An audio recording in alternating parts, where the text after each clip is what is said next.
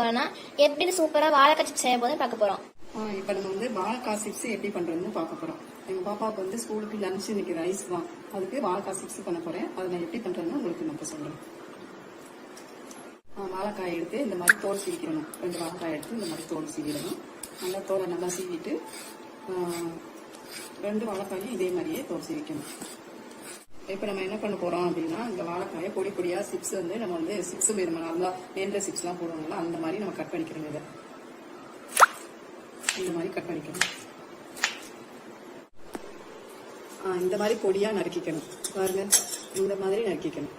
இப்போ இதுல வந்து நம்ம வந்து கரம் மசாலா தூள் கொஞ்சம் போட்டுக்கணும். இதுல வந்து நம்ம கரம் மசாலா தூள் கொஞ்சம் போடணும். போட்டு மஞ்சள் தூள் கொஞ்சம் போடணும். மஞ்சள் தூள் கொஞ்சம் போட்டுக்கணும். ஒரு 1/4 டீஸ்பூன் போட்டா போதும் எல்லாமே. அதே மாதிரி மிளகாத்தூளும் கொஞ்சம் போட்டுக்கணும். மிளகாத்தூளும் இன்னும் கொஞ்சம் போட்டுக்கணும். தேவைக்கு ஏற்ற மாதிரி உப்பு போட்டுக்கணும். எல்லாமே 1/4 டீஸ்பூன் தான். அப்படியே பெசரிக்கணும். இப்போ இந்த மாதிரி நம்ம பெசரி வச்சுக்கிறோம். எடுத்து அடுப்பை ஆன் பண்ணி நம்ம எண்ணெய் ஊற்றிருக்கோம். இப்போ இதில் நம்ம இதை அப்படியே பொரிச்சு எடுத்துட வேண்டியதான்.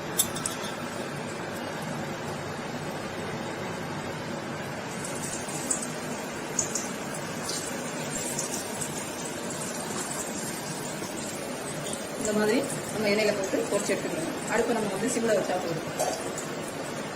அடுப்பை நம்ம கொஞ்சம் கூட்டிக்கலாம். கொஞ்சம் கூட்டிட்டாலும் அது வேகும். கொஞ்சம் கூட்டி வச்சுக்கணும்.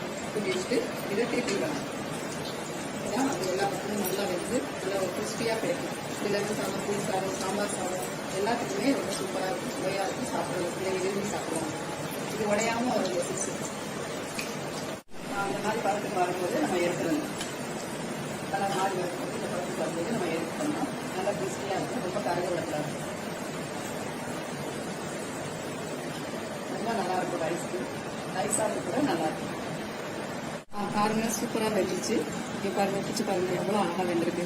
டேஸ்ட் பண்ணி பாருங்க, அவ்வளோ சூப்பராக இருக்கும். ரொம்ப டேஸ்டாக இருக்குது. இன்னும் நம்ம குழந்தைங்களுக்கு பொறுத்துக்கணும்.